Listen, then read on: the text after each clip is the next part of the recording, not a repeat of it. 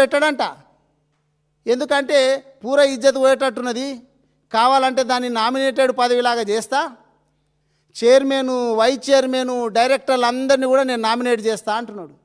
గంత భయం ఎందుకో రేవంత్ రెడ్డి గారికి? మరి నీ ప్రజాపాలన చాలా గొప్పగా ఉంది, ప్రజలు నన్ను ఇట్లా ఆశీర్వదిస్తున్నారు, ప్రజా తీర్పే శిరోధార్యం అని చెప్పుకునేటటువంటి నువ్వు గుర్తుల మీద వచ్చేటటువంటి ఎలక్షన్లకు గ్రామాలలో ఎందుకు పోతలేవు?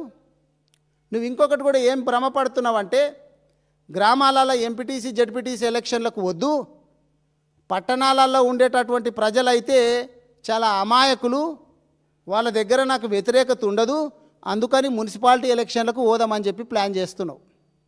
తెలుస్తుంది రేపు మున్సిపాలిటీలలో.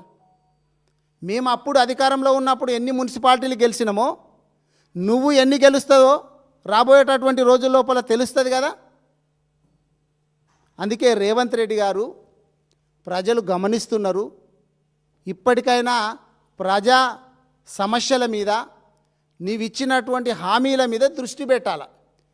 వాటి మీద దృష్టి పెట్టకుండా రేవంత్ రెడ్డి గారికి ఉన్నటువంటి నైజం ఏంటంటే, ఏదన్నా ఇష్యూ ఏర్పడ్డది, ప్రజలు ఈయన ఇచ్చినటువంటి పలానా హామీని గుర్తు తెచ్చుకుంటున్నారు, అడుగుతారు అనేది ఆయన గుర్తొచ్చిందనుకో, దాన్ని ఎట్లా డైవర్ట్ చేయాలా, ఏం ఇష్యూ తీసుకొని రావాలా, ఆ ఇష్యూ తీసుకొస్తే జనాలు ఆ వేరే దాన్ని మర్చిపోతారు, అడగాల్సిన దాన్ని మర్చిపోతారు అనేటటువంటి భ్రమలను ఉంటున్నావు. కానీ జనాలు అన్నీ గుర్తుపెట్టుకుంటారు, ఎప్పుడు ఎక్కడ నిన్ను ఏ విధంగా రాజకీయంగా బొందబెట్టాలో ఖచ్చితంగా ఆలోచన చేస్తారనేటటువంటిది రేవంత్ రెడ్డి గారికి నేను తెలియజేస్తున్నా. ఇక లాస్టు మా వికారాబాద్ కూడా చెప్పాలి కదా. మా వికారాబాద్కు సంబంధించి కూడా మా దగ్గర ఒక ఆయన బుల్లెట్ రాజా ఎమ్మెల్యే అయిండు. ఇది నేను చెప్తున్నది కాదు, బుల్లెట్ రాజా అనేది ఆయనే చెప్పుకున్నాడు. మీరు కావాలంటే ఎంక్వైరీ చేసుకోవచ్చు. వాళ్ళ నాయకుల ముందనే ఒక ఆయన అన్నాడంట, ఒక లీడర్ను, నువ్వేం పహిల్మాన్ చేస్తున్నావు, పహిల్మాన్ గిరి చేస్తున్నావా? నన్ను అడుగు తాండూరులో ఉన్నప్పుడు నేను ఎట్లా చేసేదో పహిల్మాన్ గిరి, బుల్లెట్ రాజా అంటే అడుగు చెప్తారు నన్ను, బుల్లెట్ రాజా అంటే ఇప్పటికి గుర్తుంటుంది తాండూరులో అని చెప్పి ఇక్కడ కూడా అదే దందాలు, అదే కమిషన్ల కథ నడుస్తున్నది. వికారాబాద్లో ఎవరిని కదిలించిన కమిషన్లే. నేను కూడా ఎమ్మెల్యేగా చేసిన, కానీ ఏ పోలీస్ ఆఫీసర్ దగ్గర కావచ్చు, డిఎస్పి కావచ్చు, ఇంకొకటి కావచ్చు, పోస్టింగ్లకు ఇంత, నెలకు మామూలు ఇంత అనేటటువంటిది నేను ఎక్కడ అడగలే. ఏ పోలీస్ ఆఫీసర్ నన్ను అడగండి, ఒక్క కాంట్రాక్టర్ దగ్గర డబ్బులు డిమాండ్ చేయలే. ఏ కాంట్రాక్టర్ వస్తాడో రమ్మని చెప్పండి. నేను ఈ వేదిక నుంచి మాట్లాడుతున్నా, ధైర్యంగా మాట్లాడుతున్నాం, ఎందుకంటే నిజాయితీగా పనిచేసినాం కాబట్టి. కాంట్రాక్టర్ల పరిస్థితి ఏమైంది ఇప్పుడు వికారాబాద్లో? కొంతమంది కాంట్రాక్టర్లే కాదు, R&Bకి సంబంధించినటువంటి ఎంప్లాయీస్, డిఈలు, ఈఈలు, ఎస్సీలు, పంచాయతీరాజ్కి సంబంధించినటువంటి ఇంజనీర్లు ఈయనను కలవాలంటే భయపడుతున్నారు. మీరు ఎవరినైనా అడగండి, ఇది అందరికీ తెలిసినటువంటి విషయమే. కొన్ని చోట్ల పోలీస్ ఆఫీసర్లు అయితే, ఉదాహరణకు మా మోమిన్పేట చెప్తున్నా, ఆడ ఇప్పుడు ఈ 2 ఏళ్లలో 3వ సిఐ నడుస్తున్నాడు, 2 సంవత్సరాల లోపల 3rd సిఐ. మరి ఏం జరుగుతున్నది వికారాబాద్ లోపల? వికారాబాద్ లోపల కూడా ఏం జరుగుతుందో తెలుసుకోవాలి కదా. ఆయన ఇంకా శపథం చేసిండంట. ఈ బుల్లెట్ రాజా ఏం చేసిండంటే, గతంలో ఎమ్మెల్యేగా ఉన్నప్పుడు, మంత్రిగా ఉన్నప్పుడు ఒక సామాజిక వర్గం మీద మా ఒక్క వికారాబాదు నియోజకవర్గంలో దాదాపు 100 అట్రాసిటీ కేసులు నమోదు చేసిండు. చేసినందుకు ఈయనను ఏ విధంగా ఓడగొట్టిండో 10 సంవత్సరాలు చూసినాం. తర్వాత ఏదో మార్పు అంటే రేవంత్ రెడ్డి పాత రోజులు తీసుకొస్తా అంటే జనాలకు ఆశ పెడితే ఏదో అడ్డిమారి గుడ్డి దెబ్బలాగా నువ్వు గెలిచినావు. ఇప్పుడన్నా మారినావా అనుకుంటే, ఒక సామాజిక వర్గాన్ని పూర్తిగా భూస్థాపితం చేయడానికి నువ్వు కంకణం కట్టుకున్నావంట, చెప్తున్నావంట అక్కడక్కడ. మోమిన్పేటలో ఒక సామాజిక వర్గం ఆయన, నీకు ఆయన సొంత డబ్బులు ఖర్చు పెట్టుకొని పని చేసుకుంటూ పోతే ఆయనను కూడా ఎట్టి పరిస్థితుల లోపల రాజకీయంగా ఎదగనీయను అని చెప్తున్నావంట. వికారాబాదు టౌన్లో కూడా 10 ఏండ్లు నిన్ను మోసి పార్టీని కాపాడినటువంటి వ్యక్తిని కూడా నిన్ను ఏ విధంగా ఎట్లా చేయాలనో ఇప్పుడు నేను చెప్పిన బుల్లెట్ రాజు ఆయన దగ్గరనే మాట్లాడింది. ఏ విధంగా ఎట్లా చేయాలనో మీ సామాజిక వర్గాన్ని నాకు తెలుసు, మిమ్ములను తొక్కేదాకా నేను వదలను అని చెప్పి వికారాబాదు టౌన్లో కూడా మాట్లాడుతుండ్రంట. అంటే ఒక సామాజిక వర్గం అంటే నీకు ఇంత కక్ష ఎందుకు?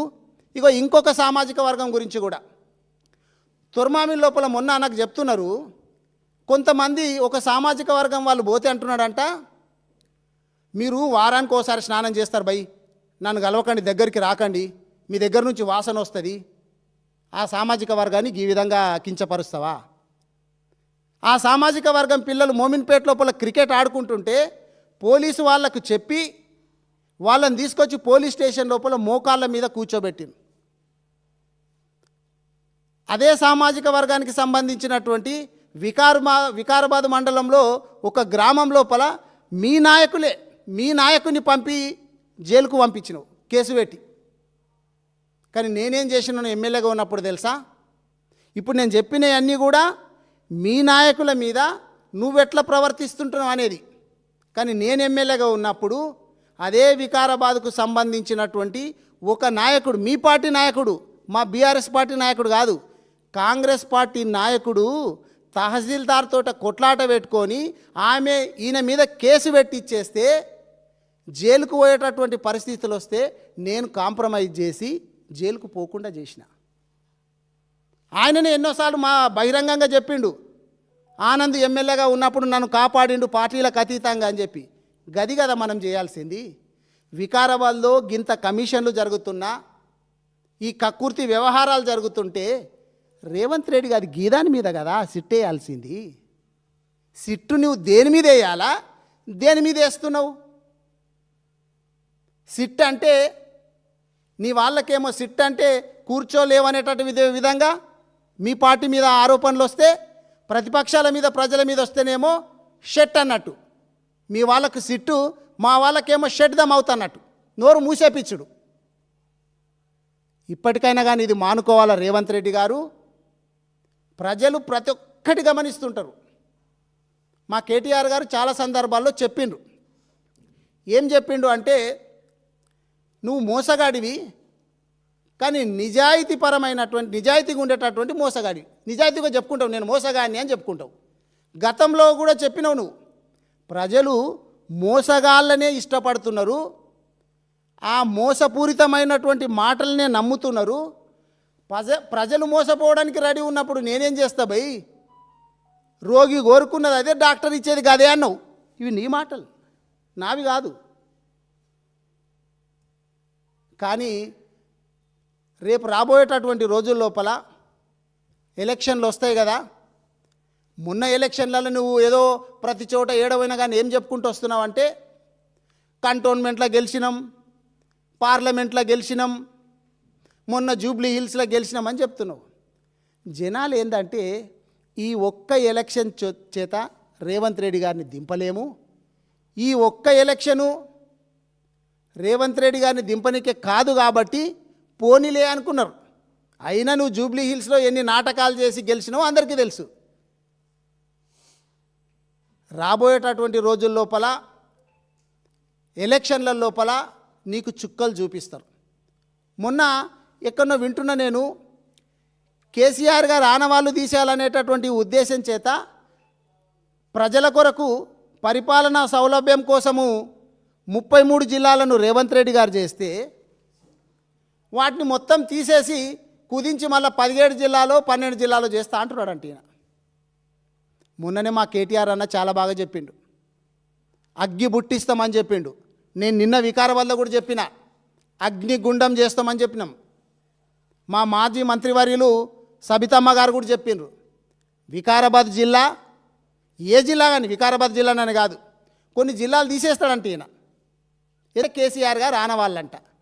నేను నిన్న చెప్పిన, కేసీఆర్ గారు ఆనవాళ్ళు తీసేయాలని చెప్పి కేసీఆర్ గారు పెట్టినటువంటి పథకాలను కూడా నువ్వు కొనసాగించలేకపోతున్నావు.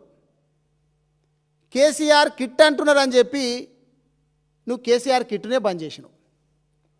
కేసీఆర్ న్యూట్రిషన్ కిట్ అంటున్నారని చెప్పి కేసీఆర్ న్యూట్రిషన్ కిట్ బంద్ చేసినావు.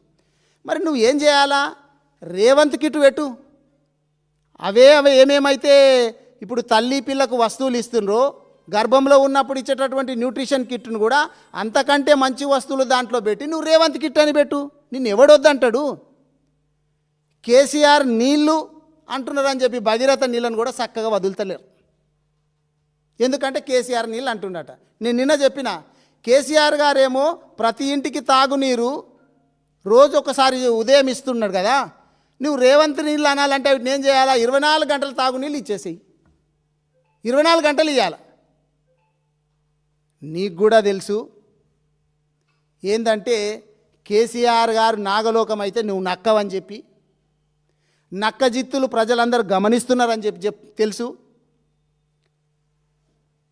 ఈరోజు నేను మళ్ళా కోరేది ఏంటంటే సిట్టుల విషయం చేత ప్రజలను కాలయాపన చెయ్యొద్దు. మీ అందరిని కూడా కోరేది, ప్రభుత్వంలో ఉన్నటువంటి వాళ్ళు కోరేది, ముఖ్యంగా పోలీస్ ఆఫీసర్లు కూడా. నేను చాలా సందర్భాల్లో చెప్పిన, మనం ఏపీ లోపల చూసినాం, ఏపీ లోపల 3 ఐపీఎస్ ఆఫీసర్లను సస్పెండ్ చేసిర్రు. చాలామంది పోలీస్ ఆఫీసర్లు నిజాయితీగా పనిచేస్తున్నారు. మా ఇంట్లో కూడా పోలీస్ ఆఫీసర్గా పనిచేసినటువంటి వాళ్ళు ఉన్నారు. కాబట్టి పోలీసుల సాధక బాధకాలు కూడా నాకు తెలుసు. మీరు కూడా కంప్లైంట్ చేయడం కంప్లైంట్ ఇస్తే దాన్ని ఎఫ్ఐఆర్ చేయాలి, దాని మీద విచారణ చేయండి. కొన్ని చోట్ల అయితే కంప్లైంట్లే తీసుకుంటలేరంట, కొన్ని చోట్ల అక్నాలెడ్జ్మెంట్ ఇస్తలేరంట, రిసీవ్డ్ కాపీ ఇస్తలేరంట. మీరు ఇట్లా చేస్తే భవిష్యత్తు లోపల మీరే ఇబ్బందుల పాలవుతారు. నేను పోలీసులను కూడా హెచ్చరిస్తూ ఉన్నా. రాబోయేది 100% మళ్ళీ మా బీఆర్ఎస్ గవర్నమెంట్ వచ్చిన తర్వాత మేమేమేం చేయాలనో రేవంత్ రెడ్డి గారే నేర్పిస్తున్నారు మాకు.